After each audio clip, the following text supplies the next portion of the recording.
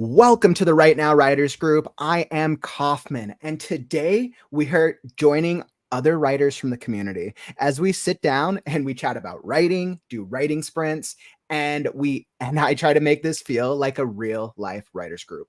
So thank you for joining. I've been involved in 5 to 10 writers groups over the past decade, and the one thing I really wanted to bring to a live experience was that feeling of just sitting and chatting with other writers, maybe procrastinating a little bit and maybe getting some work done. So thank you for joining. Whether you're going to be hopping onto the stream, onto the camera with us, or staying in the comments, all are welcome. And let's see. So it looks like I have Soul here in the chat with me, and welcome, my friend. Hey guys. Soul, for anybody who doesn't know you, just a quick little intro. Yeah, I'm Soul McNamara. I am currently working on a bunch of fan fictions while I am between books right now. I pretty much stay in like adventure, fantasy, survival kind of, like those kind of stories. always fun. I know we've read a couple excerpts of some of your stories from your pirate series and some of your fan fiction, especially One Piece. I'm like so on the One Piece vibe with you. It's kind of make me want to get back into One Piece. I think I stopped. Where did I stop? I stopped. What's the Saving the Brother arc called? That's the Paramount War. The what? Paramount War, or also known as Marineford. Marineford. That's what it was. I stopped after the Marineford arc, and I was so happy with the Marineford arc, but then whatever was after that, I got really bored of them like crossing into some like underwater is like some underwater. Oh yeah, the Fishman Island arc. I was so bored of that. I just got so, I'm like, I just want them to get there and go fight like the cool bad guys again. That one does build up a little bit. It when it picks up though, it's definitely worth it, especially when you meet Shirahoshi. Oh man, well, eventually, one of these days. And by the way, ML, welcome to the stream, my friend. For those of you who don't know, I'm working on Last Scarecrow, and I'm sure for those of you who have joined me the past couple of days, and Soul, like I don't know if I've told you, Last Scarecrow, I think I'm gonna finish it this week. Awesome. I think I'm gonna finish it this week. I have 2 chapters left, and they're both on the shorter side. Well, technically, it's a chapter and an epilogue, but for all intents and purposes, 2 chapters. Yeah, still 2 chapters. I started that other chapter yesterday, and I was surprised literally how long, or not how long, how short, like it was really coming to, smoothly for me, and the characters were coming together, and I'm like, wow, I was feeling unmotivated yesterday, and I'm surprised it came out like that. Sometimes days like that, it is weird how well things will work out in the end. Mm-hmm. Especially on the days of feeling no motivation. If you're a writer and you're hopping into the stream or you're watching this on the replay, have you been feeling unmotivated at all lately with any of your writing? Drop a comment. I would love to hear from you, because trust me, writer's block, the struggle is always real. Even for someone like myself who's been streaming for 200 days and counting, I'm not feeling the writing vibe every single day, but you know what? We make it happen. How about you? So how you been feeling? Feel better with that? Remember, it took me almost 20 years to get my first book done. So yeah, nobody's alone with the not feeling motivated. Have you been feeling like on a good mindset, good track lately with your writing? I've been writing for 2 months straight, and I haven't stopped, and I barely paused to play a video game, which is unheard of in my family. So yeah, no, I'm good on writing. Taking a break from gaming to write your story. That is what's up. I think that just tells me that literally like how inspired and motivated you are by your story. It's fun to write, and I mean, I love doing research. Yes, I'm a bookworm. And I love doing research. So having to do these fan fictions, especially, I'm having to research all these characters. Like right now, for example, I have to look up what Norway is like so I can accurately write that. And it's really neat, because I probably would have looked that up eventually, but now I get a perfect excuse to do that. And it is just neat. Know what, the research phase of our books is so interesting. I actually personally do the least amount of research in the beginning during the rough draft of it. Here's why. So I know a lot of writers are different, and I'm curious for those of you who are here in the comments with us. By the way, Eli, welcome, my friend. For those of you who are here in the comments, I'm curious. Do you usually do a lot of research in the beginning, or is it just you kind of save it for the later drafts? For me, I feel like I write the rough draft first because I want to focus on the creativity and the overall world that I'm telling, and then I'll usually do more research heavy on the second or third drafts. Understandable. I know Mhm. for myself, for Pirates, it wasn't really too research heavy in the very beginning. Mhm. And I'm just talking about when I actually sat down and wrote the draft that I ended up publishing. Mhm. Um, I didn't do too much research until Kasai had actually gotten on the ship, and then I had to start learning about how ships work, the Mm, different kinds of that makes sails and sense. things like that. It's just Mhm. I kind of learned. I kind of did a little bit of research as I wrote, as I needed, and then when Mhm. I started going through my draft and started finalizing everything, God, I swear my eyes were almost burning from the amount of research I was doing. Oh man, I know. Trust me, I'm thinking through that same thing of I'm like, okay, second draft, I have to research how many animals do I have in my story. It was like, well, technically there's only like 5 main ones, but then in the middle I have like 20 to 30 different species. I'm like, that's gonna be a lot of fun. How does an elephant run and charge with the right like wording that makes it feel realistic at the same time that a bald eagle flies and crashes into the wall? And I'm like, this is gonna be a lot of fun. Awesome. Hey, what's up, Marcella? Welcome, my friend. Hey, everyone. Been taking a bit of a break for writing, but I'm designing clothes for my living fashion doll characters. It's also supposed to be thematically important for each. By the way, Marcella, I've started digging into your story. It's awesome. Your story is really awesome so far.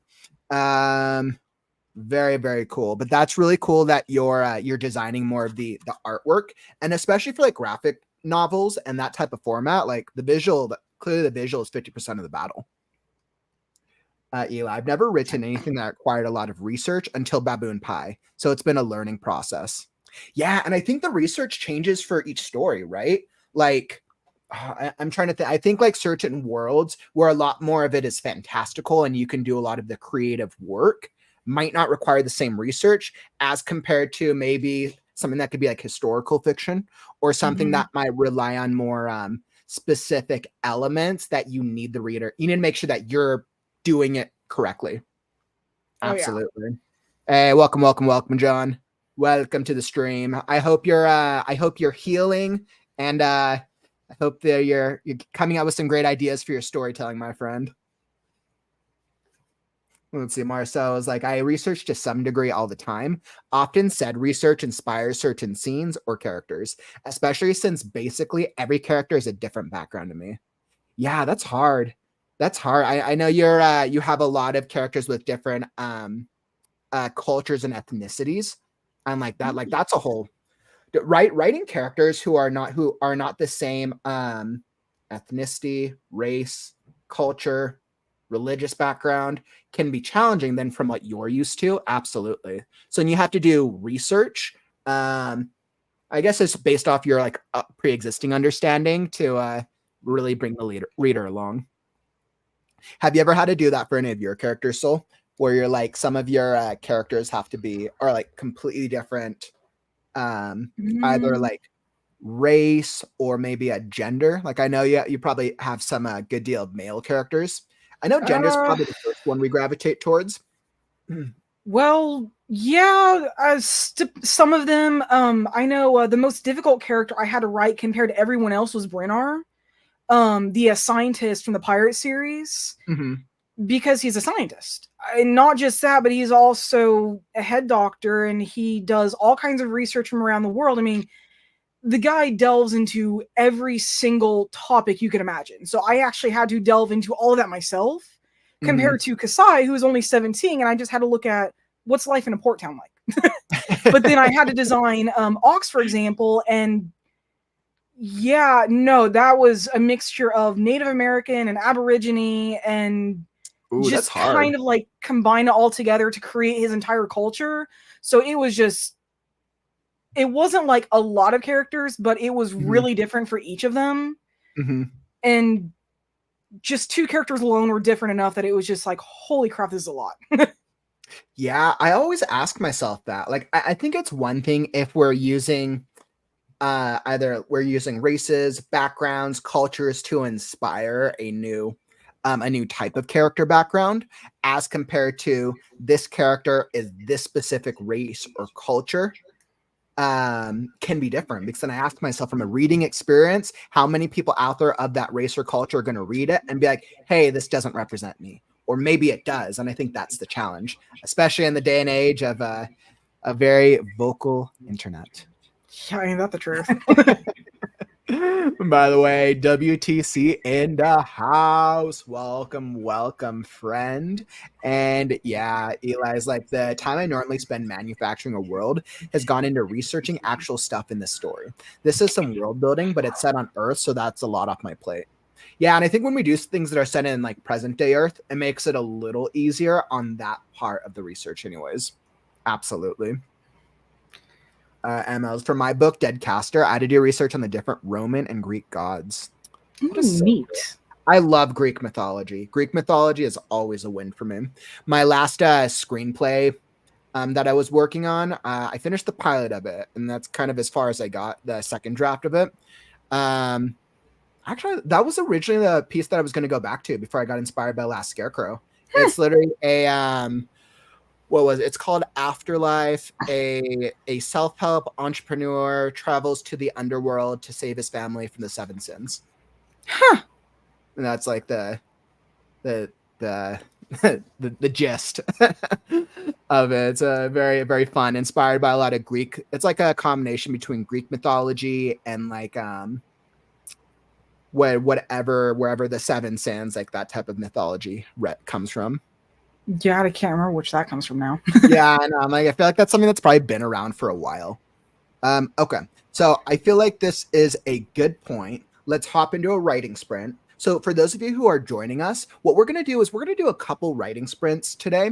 Now, like all the writing groups that I've been a part of, I feel that a good balance is always like writing sprint.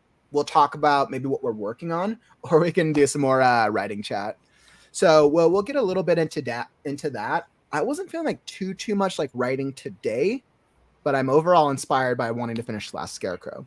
So I'm going to make this first sprint super easy.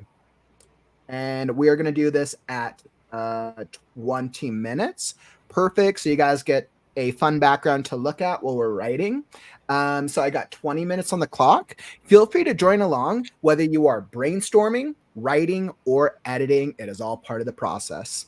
And come join for a writing sprint. All right. So you all ready? Yep. Okay, let me cue up the timer, the music, and we will chat more in 20 minutes. All right, I got 20 minutes in the clock, and it's time to write now.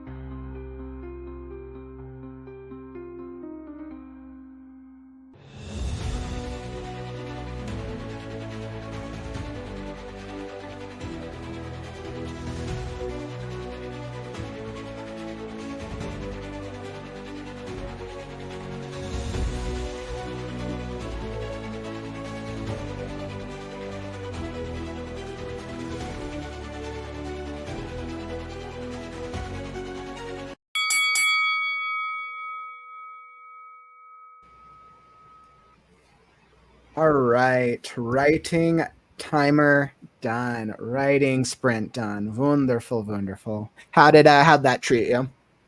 Trying to figure out how many words I got done now.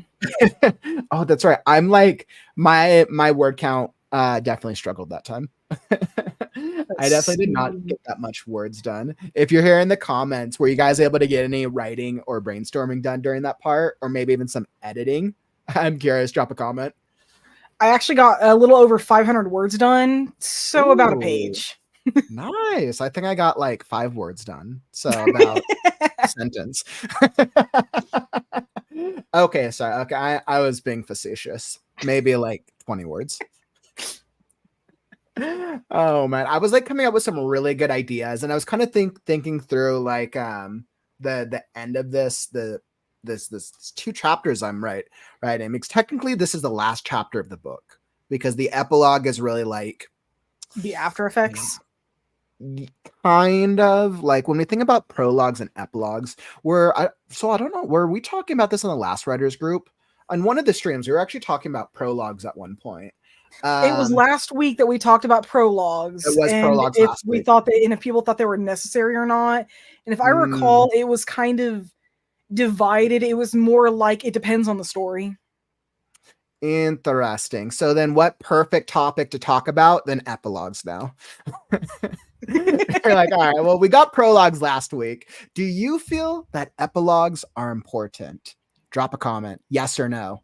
Are they important? Are they extra? Do you usually see them in stories? I would love to hear from you. For me, I kind of actually treat epilogues and prologues as the same exact thing. I think they're either used to set up a story or to it's I feel like they're doing some either type of world building for the greater world that cannot be that the reader needs to know before the story begins, or if it's an epilogue, it's either touching on a foreshadowing or a world building element as a hook for a later book. I think that's usually what an epilogue should be, because that in theory the story or at least the book should end at the last chapter. Otherwise, what's the point of an epilogue? Right. Kind of have to agree with that last point about the epilogue. Is if the book is done, there doesn't really need to be anything extra. If the book is done and there is an epilogue, personally, I'm always hoping that it explains something that wasn't really touched upon as much as it needed to be in the actual story. Pirates, Burning Ember has both a prologue and an epilogue. Mm-hmm. The second, Shifting Flame, is going to be the same, and then the same for Raging Inferno, the third book. Mm-hmm. Um, the prologue in the first book, it sets up a massive foreshadowing Mm-hmm. between Kasai's parents, and the epilogue is actually the hook into the next book. And then it's similar in Interesting. the second book. It sets up kind of what's happening, what's about to happen in the second book, and the epilogue is going to be sort of a hook into the third book. But since I haven't quite written that yet, Mm-hmm. it, it's still in the works. But Yeah, so it sounds like you're kind of like going back and forth. I know with Last Scarecrow, I'm going back and forth on if I should have a prologue. I'm kind of asking myself if I want to do world building. Definitely an epilogue, because epilogue's going to have some epic foreshadowing. The epilogue is literally titled. I think this is the title I'm going to stick with. The epilogue is titled "Death to the Scarecrow." I'm like, what perfect last epilogue of it. yeah, And by the way, I just want to welcome Crazy Root Bear. Welcome to the community. Welcome, my friend. Glad to have any and all writers here. And Jenny, welcome. Glad to have you here, my friends. Welcome, all writers. Mike, good to have you in here. Let's see. You're like, they're good if you want to leave something open for another book, in my opinion. Absolutely. As we chat about epilogues. And Infinity, welcome. I don't usually have prologues or epilogues. I have a prologue in the first book of my series, but only plan to have an epilogue in the final book in the series. Yeah, and I think it kind of goes back and forth. As we think about like, okay, is the prologue or the epilogue necessary? yeah, I think that's the big question there. Is Is it necessary? Like, Does it set anything up? why not Does just make it? Why not just make it chapter 1 or the last chapter? Right? Why call it an epilogue unless it's the first or last chapter, right? That's actually funny. That I did that with Animal Instincts. I started working on that a little while ago, and then I kind of put it on pause for the fan fictions. And the first chapter was just, to call it a mess was an understatement. So I ended up turning it into a prologue, which set up their world, and then the first chapter immediately jumped into Bree's story. Okay. Yeah, I think it just changes from story to story. And it sounds like even from the chat, we have like crazy saying they're the best cliffhangers, honestly, in my opinion. I know, Mike, you're saying they're good if you want to leave something open for another book. We have some love for them. But then Infinity was saying they don't usually have prologues or epilogues till the last book. So it sounds like it's mixed. It sounds like it's mixed, and it's probably contingent on the story, just based off the writers who are here right now. Yeah. Let's see. It looks like Mike had a great question. Mike, can I ask, how would you go about describing accents for characters and races? Ooh, that's a really great question. I've actually done that. You've done okay. All right. So I'm gonna pass this question to you. I'm like, I don't think I've actually had to describe accents before. So what's the strategy you've taken? For those of you just hopping in, if you have to write an accent for a character or race, how do you do it? I don't know if there's a right or wrong way to this. All right, so there's actually a character, well, they're a very minor character. They just show up for like one little scene. Her accent was loosely based off the Irish accent. Okay. So I actually went onto YouTube and listened to people speaking in the Irish accent, and I described it as lilting and musical. I actually had to look up like certain words to try to describe that, and it fit really well. I have another one, actually an early accent from Brynnar, where I described it as clear cut, which I didn't realize it at first, but is actually a good way to describe the British accent. Interesting. And that's how you do. And then I've heard some accents also described as guttural, which I've actually heard that weirdly described for like the Scottish accent a few times, which I guess kind of makes sense. It is a very deep, rough accent. Yeah, well, I'm thinking like, okay, if I'm a reader and I don't have I maybe might not be too familiar with accents, and I'm reading in the story, and I hear a character and the writer says the orc has a guttural accent.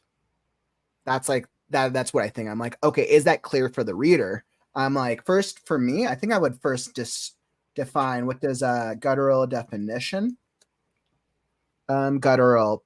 Produced in the throat, harsh sounding. Okay, so it's like a harsh sounding accent. I could totally see that for like an orc type character. That could totally make sense. I try to think of like accents around the world, like at least being from like the US. If I was to say like a Southern accent, I think that would be clear to me, almost like maybe like a little bit more of like a drawl. Yeah. Whereas if you're like, okay, what about like a New York type accent, or and then you're playing a little bit more on stereotypes. And really tight. It is weird. You're also playing on stereotypes too then. And I think there's actually probably a better way to get away from stereotyping your characters. Yeah, I think like when I think about guttural, I think this is what comes to mind. So I think I would think about like, how do I want it to sound? I would think about what real life accent sounds the closest to it, whether it's like English, Australian, whatever accent is out there, or maybe something that you've heard from a pre-existing work. And then I would listen to it for X amount of time and ask myself, what words would I use to describe the difference in this dialect or accent than I would normally use for like normal? And then I think I would use those words to describe it when setting up the accent of the characters. Mike actually just said something really good, and I can actually do this. I've actually done that with my accents. Is I will put them into dialect, as long as I'm not writing the plague dogs, which is almost unreadable to me. I actually do try to make certain sounds within certain words. So like one of the characters, for instance, in one of my fan fictions, he has a North Blue accent, which is, I don't want to say it's exactly Southern, but he says your as your, like YER. And then And that when you brings us read into it, the debate of, do you make the accent as part of the dialogue itself? yeah, I face that as well. What do you do if you have a character who stutters, right? You like, and this isn't an accent, but let's just say a character who stutters. Do you write this the hero said, "I'm going to save you," with a stutter? Or do you write the hero said, I'm going to save you, that's what as I do. right? But what's the right way to, I mean, okay, I don't think there's a right or wrong way to do it. I think the right way is just to make sure the reader understands what's going on. Yep. That's it exactly. I think you always come down to like, what type of reading experience do you want, and what is the focus of the scene and the characters that you're putting in there. If I'm doing dialogue where I'm going to have it as part of the dialogue itself, like the character says, I'm going to save you. The only downside with that is then you have to do that consistently every single time the character speaks. Which you can do that, but you just have to be aware of that throughout the story, as compared to the character always said with a stutter whenever they spoke. What I Personally, think I when think you're in using that like, case, if the stutter is I think you're using consistent, the reader's imagination more so. yeah, When you're doing that, yeah. yeah. If the stutter is going to be consistent, just say they stuttered. And if it's going Mm-hmm. to be like in one or two scenes, then just write it out as a stuttered word. Mm-hmm. Yeah. I'm curious if you're here in the chat. How have you dealt with accents? I stuttering was just what came to mind because that one's a little more common. But any accents or maybe types of dialect, especially with like fantasy type, the fantasy genre, like you're getting orcs, trolls, elves, fairies, you get all the different races, right? And I'm like, in a real fantasy world, they're probably not all going to sound the same. In a real world, I also imagine that not every race speaks the same language, but that's that's another thing to bridge, right? Um, you know what's interesting, as we're kind of thinking about language, I'm thinking about like, okay, do you develop a full-on language for your story with another race? Right now, one of the shows I'm rewatching is Game of Thrones, and I haven't rewatched it in a while, but I'm thinking of the Dothraki, and I think about like developing language for a story, and like I know Lord of the Rings, Tolkien developed the whole language for Tolkien, but Tolkien had a background in Yeah, he developed the this. entire Elvish language and the Mm-hmm. Orc language that was known as Black Speech, and I think there was a Mm-hmm. third one. Mm-hmm. Yeah, but it's also different when you have like a specialization Yeah, in understanding language, right? Because you yeah, could write a language one way with made up words and it's going to come across comedic. But if you're using, I'm sure if you're using rules and understanding how language is designed and devised, you'd probably have a better shot of just making it feel more believable. But that's a lot of work, right? Because then you basically have to you probably have to understand each letter of whatever the alphabet is, understanding consonants, vowels, different like sounds, pronunciations. it is Being, extremely difficult. I have Mhm. tried that. Oh, really? You've Because tried that? It's been pretty Fox's difficult. people, they actually have their entire own language, Uh-huh. and I spent, I think, 3 weeks trying to write that. I was looking up so many linguistic things. It was insane. I actually drove myself crazy with it. I Mm-hmm. finally just cut it out because it was so difficult. I think if I actually had a degree in linguistics, it would have been easier, but Yeah, it at probably that helps if you have a time, no. linguistics major or minor. I was like, all right, well, time to hire a linguistics major. I was like, if I had the money, I would just hire someone to create the language for me. I mean, and I Oh will admit, I man. mean, I can speak some French, and I understand a little bit of Japanese, and I do understand a little bit of Na'vi, but those are already established languages. Two of them real, one of them, well, created by a linguistics person, but still, it's fake. Mm-hmm. But even using those three, it's difficult, especially if you do something like the Na'vi language. There are so many Yeah. symbols, there's so many markings, and Right. it's And a especially pretty because language, but but they're also using language that relies more on symbols, right? It yeah. relies, so then if I was, let's say that wasn't a visual, a script, let's say that was like a story, a book, then I would ask myself, you'd have to use way more descriptions to describe the way that it looks as the characters see it. So I think that's also a different path as well. And it looks like we definitely have some good, really great comments in here. Let's see. Mike was saying, but in my opinion, you also have different intellects. Elves usually higher intelligence, dwarves more hardy and hit first, ask questions later, for example. Orcs good at warfare, but not planning. Absolutely. And if you're playing into stereotypes, absolutely. Eli, like, my mantra is to remove any unnecessary words through phrasing. So that would inform my choice on the describing speech. Completely agree, right? Anytime we have a reader who feels like they start thinking too much about the word choice, then we're pulling them out of the story, right? Yeah. Something I'm guilty of. I know I overly describe. I know that's an opportunity of mine. WT is saying, in my series, there are distinct languages for the different races, but they all speak common as it is the language of commerce. Which is always a really good setting or a good way of being able to have the main characters interact with each other. Absolutely. You actually read one of my excerpts that did that a little bit, where Ox spoke a couple words in the language that Kasai could understand. The next chapter, you actually get to hear him learning how to speak that language. That's really I actually interesting. went and described that, and it was really cool. stilted and really coarse, and he didn't obviously understand sentence structure or anything, and he gradually gets better, and he still struggles with it in the second book. Interesting. Well, that's cool that you made the attempt with that, and it sounds like you started making a language. Yeah, and then I scrapped it, but it was neat. I actually tried speaking it aloud a couple times. That idea didn't work out well. No. Oh man. And let's see, it looks like Stephanie was saying, I've had some scenes where I've shown in the dialogue the character is stuttering their words instead of just saying that they were stuttering. Yep. We're going back to with dialects. Mike's like, if you understand the structure of a language, then it's not that hard to create a new one. There are lots of sites that can help. Oh yeah, no, that's what I use. I use sites that help, and it still failed. I'm wondering if I put this into if I relied on AI to help me with not writing what they're gonna say, but in developing like the sounds of a language. I wonder how that would. I wonder if that would be beneficial. That actually might be interesting to try out. I may attempt that tomorrow then.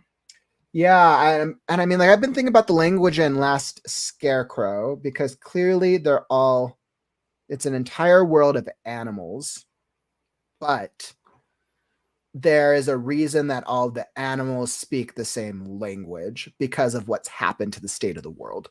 So it's actually very intentional as part of the world building that there is not different languages, at least amongst the different animal races. That is intentional. However, I think there will be in probably the second book, there will be a different race with an intentional different language, something that I'll be tackling in the future. That will be interesting. Yeah. So on that note, Soul, I'm feeling super inspired. Let's hop back into another writing sprint. Yeah. I was like, all right, let's do it. And by the way, before we hop into it, let me pull up this. If you're getting value out of this, make sure to follow and subscribe. Daily, weekly writing, motivation, stream, sprints, and all that stuff. We got podcast critiques and our weekly writers group, all here to help give you some motivation and help you with your storytelling. I appreciate you for joining in on the conversation. We're here meeting for the WriteNow Writers Group every single Wednesday. So if you tap that button, you'll be alerted when we go live. All right, beautiful. So let me pull back up the screen and here we go. All right, so the first sprint was super short. Let's go, what do you think, 25 or 30? Let's go with 25. Yeah, I think 25 is good. So let's do we'll do this next one. We'll do a 25-minute sprint. Perfect. So I feel good here. And if you're joining in with us, feel free to either brainstorm, write, and edit if you want to come join in. I'll switch over to a different fantasy playlist and we'll see what's up. I think this time I can actually get some more words beyond 25 words.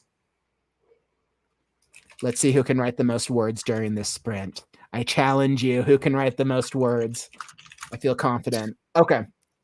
Perfect. So I got 25 minutes on the clock and wait for it to reset. It's time to write now.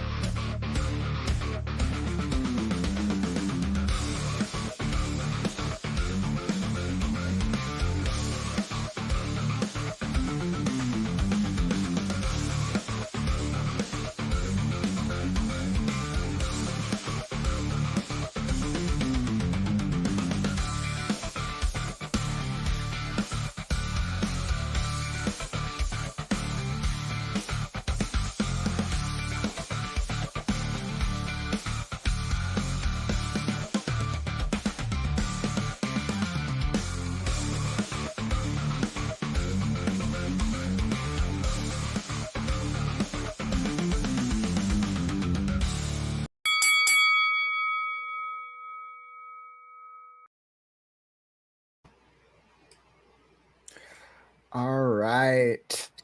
Another writing sprint done. Successful. How'd that one treat you? Were you able to get some words that time? Yeah, nearly 800. Oh, that's good. You did okay. I did better on my word count this time. I was like, how did I get? Um, I was like, I think that time I was a little more focused. Let's see. I was like, I literally always forget where I started. I'm like, all right, I have to take the educated guess. I actually had to stop a couple times to do some research, though.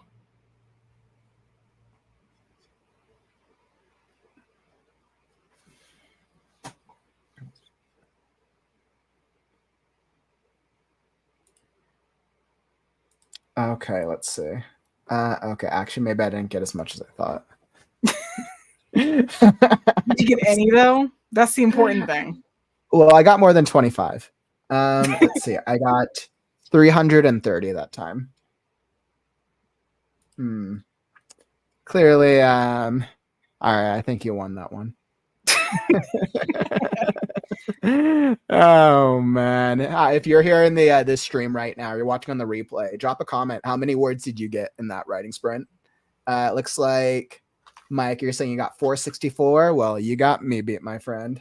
But it looks like Soul had definitely beat us both with what you said, 8 something. Nearly 800. It was like 786 or something. 786 is like, yeah, you got me beat. I was like, I actually felt like I was kind of getting a little bit more on a roll with that one. I was starting to feel good about that, but I think I was doing some more thinking as well. I'm like trying to make sure with ending like the core story, I'm like, what things do I need the reader to know? I'm like, ask myself, what are there any questions that I have not resolved yet in the first story, and what do I want the reader to be thinking about at the conclusion of this one? So like kind of going back and forth. I was like, yeah, it's fun stuff.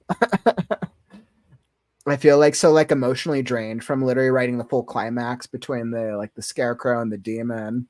Like I was just so drained by that the entire like last 10 chapters. So this resolution is like not too much happening.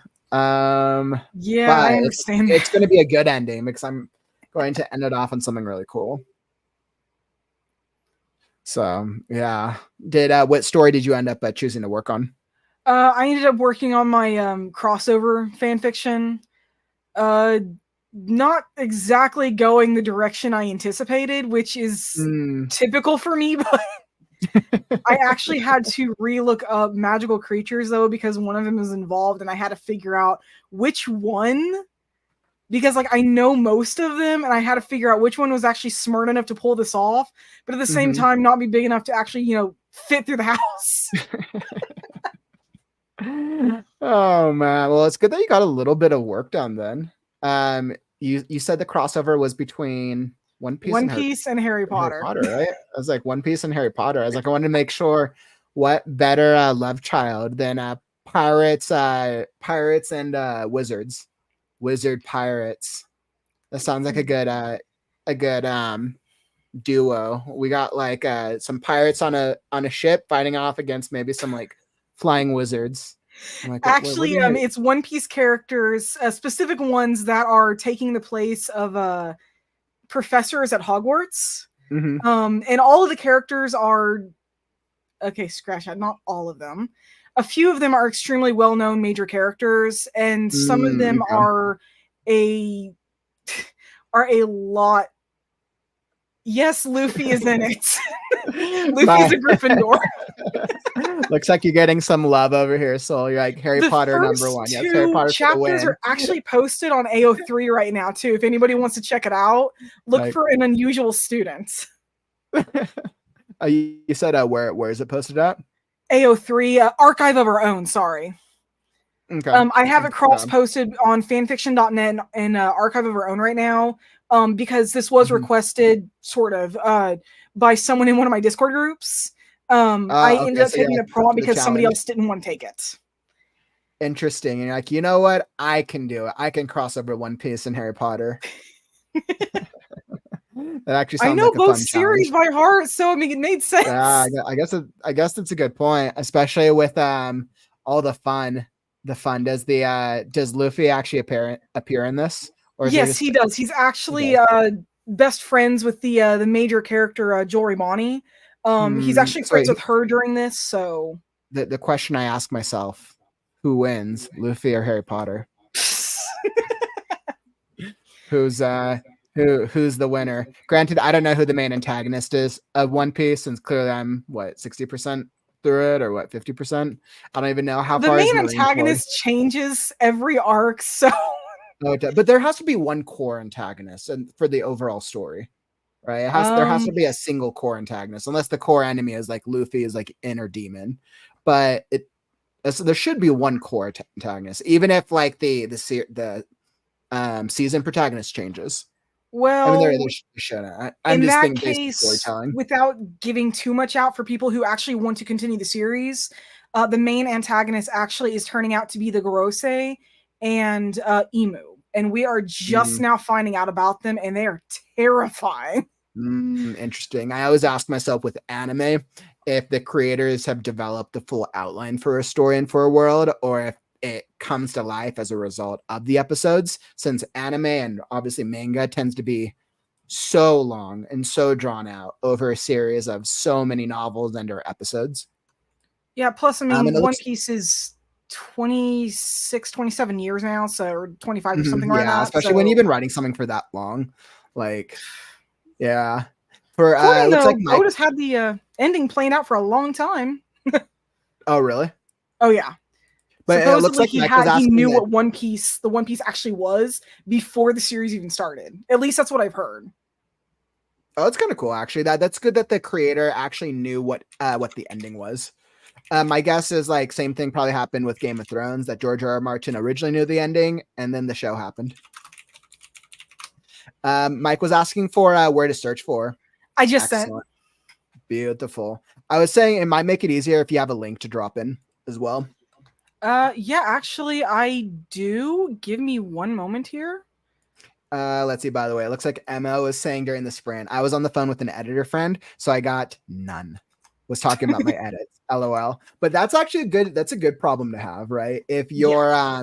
If you're dealing with editing of your story and not getting any words in the sprint, like that's really good. That means you're a little farther along in your story than I am with mine, right? Because I'm clearly about to finish the rough draft, but it sounds like you're making some good progress. Editing is its whole other beast. God, no kidding there.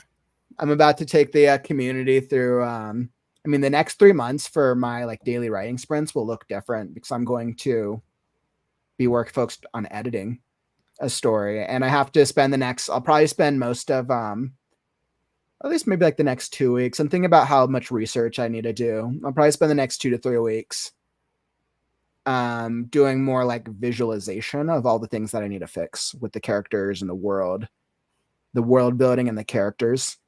I feel pretty strongly about the plot. I think as I think about like the rough draft, I feel like the plot was probably the strongest. Um, I feel overall decent about Scarecrow's character, and just have to further flesh out a lot of the supporting characters in the world itself. I might create a map. Yeah. I might create a map of the world. I'm like going back and That would forth. be really neat. I always loved when It I had would. some hard copies of Lord of the Rings as a kid, Mhm. and one reason I loved them, they had a map of Middle Earth on the inside of the cover. Those were always so cool. I think something I'm gonna try, because Gore is the map, the one who's trying to map out the world, the grizzly bear. Um, I I'm trying to think of how I want to include the maps as part of the story instead of just setting up the map of the world in the beginning. And I think obviously for like advertising, if I create a map, like I'll probably use that as part of the promo. But in the book itself, I'm thinking of showing different stages of the world drawn out at different points in the book as it's discovered by the characters. That would actually be Almost like really this, like cool. almost kind of like a video game vibe. Where you kind of like there's the maps where it's like you see part of the map and the rest of it's like darkened or grayed out or whatever the game Yep. is. They use Frontiers that of in Pandora Genesis. does that. It's all clouded over until you actually fly over or explore the area. Mhm. And part of the fun is just simply unlocking the map. Yeah, I think I might use that like idea and then see if I can translate it, because technically it's the grizzly bear is trying to create more of a map of the world as they're remembering or exploring. So that's just an idea that came to mind. I still got some development there. I know it looked like Mike was asking a question. When are you looking to publish? So, Mike, that's a really good question. Thanks for asking. Last Scarecrow, originally I was going to aim for the end of 2024. After speaking with some publishers, I made the decision that it seems like it's better to launch a book, unless it's a seasonal book, unless you're targeting a specific season. It sounds like it's better to launch a book either in the beginning or the middle of a year as compared to the end of the year. Simply because when you publish it, let's say I publish it in December, then in January, February, people will refer to it as it was published last year. So I think with that being said, it's giving me I'm probably finished the book this week, hopefully.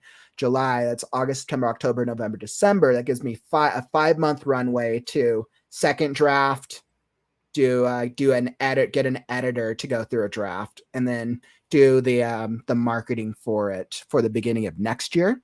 In a perfect world, I'm going to publish it on January 1st of 2025, because I started writing Last Scarecrow based off a 2-page free write on January 1st of 2024. So I think that'd actually be kind of cool. Like that's kind of like a personal thing that I thought would be kind of cool. And then I've been like, okay, by then I'll have done 366 days of streaming. So we'll see if I'm burnt out on streaming by then. If you're not burnt out yet, I doubt you're going to get burnt out by then. Yeah, I mean, I love the streaming process. I feel like it's created like a consistency as I'm also working on building up like my writing business. And I mean, today is probably like day 212 or 213. So I'm definitely used to it now. And I think it's actually a lot of fun, and it's kind of part of my schedule. I ask myself, how long can I sustain daily streaming for? And that is the question, because doing daily anything isn't sustainable forever. So I think those are kind of like questions I think about, like, okay, well, what would next year look like? And I mean, most of you know, right? Anybody who does type of daily type content, or even like bigger creators or TV shows, daily content is generally like a Monday through Friday type of thing on average. Or bigger content creators who do daily stuff usually have teams of people who can produce the stuff. It's not usually one person who does it every day. Yeah, so it's not nearly as overwhelming. Exactly, right. And that just comes into a growth. But I'm not sure. Well, I'll kind of see how I feel about streaming and kind of where the WriteNow channel is at and everything, as probably when I get farther into the year. Absolutely. But so far I've been having a great time. We've literally got like so many different types of like streams. I want to say I have 4 consistent streams. With the WriteNow group really being one of the new ones we've been testing out. And yeah, lots of different things. Actually, so I'd love your input on this, and anyone who's here in the chat right now. I'm thinking of trying a new format for the Saturday critique shows on Saturday. One of the things that I see is I actually love doing them. I love doing them. I'm not going to stop doing that format, but I am thinking about trying some other variations of trying to give writers easier opportunities to get easier opportunities to be able to submit writing, because not every writer has like a new piece of writing available every single week. Some writers do, which is cool, but not everyone has that consistency. And something that I see a lot in other channels, or something that I've seen from some of the other channels, is different variations of like people doing like editing, specifically doing less critiques and doing specific editing. Like I've seen like over on Readsy, I've seen them do different variations, like first page edits, them doing like 1-page submissions and like pitch wars and like a bunch of different variations. And I asked myself, like, what types of things would like writers want to see outside of like a 20-minute story and critique type thing? What do you think? I'd love your feedback. I haven't really decided what I'm going to do yet. I'm just kind of brainstorming. so that way I can always like keep it fresh and try out new things. That would actually be really neat. The two things that stuck out to me was like the pitch idea. Mm-hmm. That seems more of like for like screenwriters or something. Mm-hmm. Um, I think Having the somebody, way Reedsy frames it is I think they do like they pitch story ideas. I think that's the way that they do it. It's like an episode where it's like pitch, basically like anybody can pitch like a story idea, and then there's like a couple writers who like basically break down the pitch ideas. Kind of like it's like this is what the story is about, and then pitching whether or not the ideas are good. I think that would actually be really cool. Mm-hmm. Because one, that can actually give people an idea of, hey, I have this really neat idea, but I'm not sure how popular it's going to be. I'm not sure if it's quite there yet. They can Mm-hmm. get live feedback. And then for like the editing thing, if somebody sent you a piece, like you've had parts of Pirates sent to you, you've had one of Mm-hmm. my fan fictions sent to you. Mm-hmm. Um, I could like, for example, I could resend you the fan fiction that I sent you like I think it was what, 2 Saturdays ago, Mm-hmm. and then you could actually see yourself what edits I made, and then Mm-hmm. comment, does it improve this? Does it add to this? Is there no change? Things like that. I mean, now granted, that's probably not going to be that often compared to like like story pitches or something, but Yeah, I thought about that as well. Inviting, doing, kind of like following up on previous story submissions, and seeing how they've come along. I know a couple writers have resubmitted, excerpts. I just like, I ask myself, absolutely, like that's always going to give value to the writer. But then I ask myself, how will that give value to the anybody who wants to watch or learn from the experience? And it could go either way. I just don't know. personally, I can actually answer that a little bit since I've listened to some of the other excerpts that you've read off Mm-hmm. and given Mm-hmm. critique to, especially the screenwriting stuff, because I actually kind of have one in the works right now that I'm kind of Woo! playing around with. Well, And after yeah, 10 years I of hate working on screenwriting, but I'm scripts and still being a trying. screenwriter, I have But some practice there. watching a screenwriter a few weeks ago, Mm-hmm. it was neat seeing someone other than my fellow classmates and my Mm-hmm. teacher have a script out there that I could actually see being worked on, that I'm not having to pay, a ton of money to see a professional script, Mm-hmm. but it's also not some amateur that has absolutely no idea what they're doing. It's somebody that Mm-hmm. actually knows what they're doing, and I was actually able to see that, and that's kind of when I started back up my TV pilot idea. And it's like, okay, this person actually wrote this really well. Mm-hmm. Maybe I can replicate this for my own, because I'm terrible. The Yeah, story is actually not half bad. It's just uh, writing it is the problem. yeah, especially if I was digging into the script focus of it. It's kind of interesting from all the story submissions.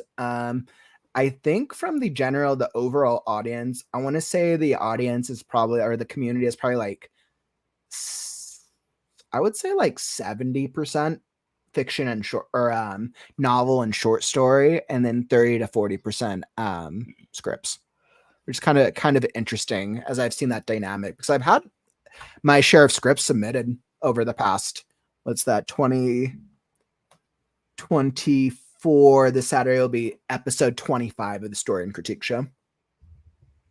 So, but that's definitely a really good idea. And I'm kind of like looking in the chat here, and Mike was saying that sounds pretty interesting, especially the pitch.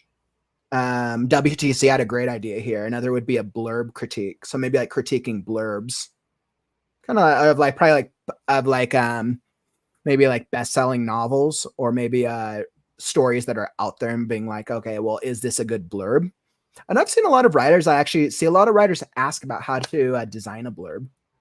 God, that For me, was that's super easy, because ungodly I'm like, you're difficult. just like telling like the core story. You're telling like the core highlighted story in like 3 to 4 sentences in a way that's going to capture their attention. But I've also been doing screenplays for the past 10 years. So I'm also used to, WTC was saying, you also have the elevator pitch critique, right? If you're a screenwriter of any type, or you've ever worked on a script, you know that like you have to have an elevator pitch. And that's like standard for scripts. So, and like the pitch is kind of similar to a blurb. sometimes different lengths, but Mm, the idea is still the same, right? An elevator pitch is literally like you got 30 seconds to basically convince a producer what your story is and why they should spend more time. A blurb, you got 30 seconds to convince a reader because they've seen the cover and they like it to actually invest time to start reading the story. Same, yep. same. That'd be pretty interesting. I could see trying either of those. WTC creatives, quick 1 to 2 minute pitch. That'd be interesting. Let's see. Yeah, and I know I've seen that. I'm thinking about updating my blurb on KDP for Deadcaster. I think I could have done better. Marcella, yeah, I definitely need help in the blurb and elevator pitch department too. Well, I mean, based on what I'm hearing, maybe we do. Maybe I'll do like a live stream on blurbs slash That would be pitches, really and I could cool. probably like bundle them into like the same thing. Oh yeah. Because I think from a storytelling perspective, and this is why I like I'm crazy on this part. Like, there, structurally, a book is different than a screenplay. Structurally, but the core elements of storytelling are the exact same. Oh yeah. You still have to develop the world, the characters, the dialogue. The difference is you're focusing on a script, you're focused on the dialogue and the actions because it's visual. On Mhm. the in the story, you're focused on the actions and the interiority because you get to hear what you get to read what's in the mind, right? Right. But the story development process should be the same, right? And then It the way that it's consumed is different too. And I think those are the things to take into consideration. Obviously, a script is going to read differently than a book, but they're both stories. My And that's kind of teacher like the way I look at it. actually went over the difference between scripts and books a few months ago in one of my classes. Mhm. And this guy was definitely the kind of, no, if you're going to write TV, you do it well or you don't do it at all. He was very adamant on how you write scripts. Of course, we were also Yeah, students, so he was trying to, drill that into us. But he actually talked about how books, no, yeah, the story is the same no matter what you're reading. No matter if mhm. you're reading the script or you're reading the book, story is going to be the same no matter what. It is literally just how it's written is how he described the difference. Because and he actually said there was actually he'd actually seen some scripts that were no dialogue, no dialogue at all, Really and they were written very well, and they were by students apparently. And so I mean, interesting. it's Okay. it's doable. It's just the way it's written, you have to just be like super careful about it because there are a lot more rules for script writing than there is for book writing because you're not just paying attention to like grammar and stuff. No, you're also paying attention to the whole show versus tell thing, which is a lot heavier. I And think it there's also was I think there's also a greater media based influence. And I can yeah. only speak to the US market, right? I'm not familiar with outside of the US market, but having myself lived in Los Angeles, lived in Hollywood, which is the home of scripts and screenwriting, as we Oh all yeah. know, and being involved in that culture, and seeing how the culture is so many like new and fresh artists go there because they want to tell their story, and then seeing the reality of how difficult it is with production companies, the major production companies. It's interesting, and obviously we live in a day and age where screenwriting is a little more accessible. People are able to create stuff themselves with technology, but the ones getting into a Netflix, right, or getting your script onto like Disney, or getting your script into one of these major production studios is still a process, right?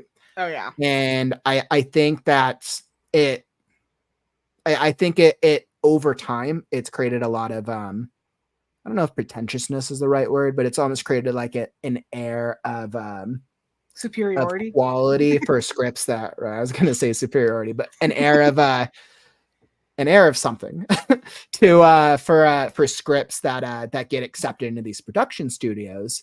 But we have to remember, if you go on to Netflix, 50% of the shows you see on there are going to be pretty garbage, Yeah. like purely. And I'm saying garbage, not from. I'm saying garbage based off pure storytelling principles, Oh yeah. pure storytelling principles. And obviously, the challenge is when you're working with a larger production company, a lot of politics become part of the process as well because the Yeah. needs go outside of your own.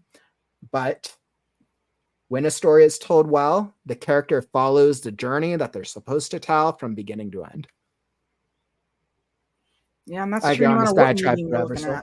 looking So, at. oh man, I can go on the storytelling diatribe forever. Yeah, but so yeah, it sounds like there's a lot of interest for blurbs and pitches. Thanks all for your feedback. Maybe Yeah. I'll probably look into, maybe I'll probably do like a blurb pitch live stream in the coming weeks. I have to think of the logistics of it. Yeah. But awesome. And that brings us to, we're kind of hitting 1:45, so I think I'm gonna wrap this up. Yeah. But I wanted to thank you for joining me. Yeah, no, Thanks it for was a lot of joining us. fun. Mm-hmm. And like everyone who's here in the comments, thank you so much for joining us. So you're awesome. I'm going to do the hook real fast. But thank you all for joining us today. Y'all are awesome. I appreciate you hopping and joining in on the conversation. It has been great. I absolutely love Larry how active you guys are, and you guys have been giving us some incredible comments. Once again, I know Solo dropped some of their the links to their work down in the chat. If you want to know more, we're both on socials. Definitely feel free to come join us if you want to know more about us. The Right Now Writers Group meets this time every single week at 4 p.m. Pacific, 7 p.m. Eastern. I'll be here. And most importantly, if you enjoyed the stream, follow and subscribe. Daily writing, nonsense, and motivation, and all the stuff. I'll be here every single day. 200 something days and counting. So we'll see. We'll see. Going strong still. So tap that button and you'll be alerted when we go live. And let me tell you, we got some big events coming up. We have some absolutely big events. I'm planning more specialty standalone events, maybe similar to like this blurb pitch type event. I'm trying to schedule some more standalone, bringing in more writers from the community, because the writing process isn't just me. The writing process is all of us, right? Building this community. And I want to continue to hear from other writers and other voices. So definitely make sure you come join us. And this has been great. You guys have all been awesome. I'll be back tomorrow is Thursday. So Thursday is always my early stream. So that way I can help cater to some of our international friends, other international writers. I'll be going live at 11 a.m. Pacific, 12 p.m. Eastern. So come join us for an early stream. We'll get some writing in, and I'm going to finish Last Scarecrow, I think by Friday. Fingers crossed, I can do it. So that brings us to this part of the stream. Make sure if you want to go check out previous episodes on the Right Now YouTube channel, I will link it down in the description below. And that is all that I got, my friends. Don't forget, words are wind, but stories are forever. I'm Kauffman, and I'll catch you on the morrow. Stay creative, writers.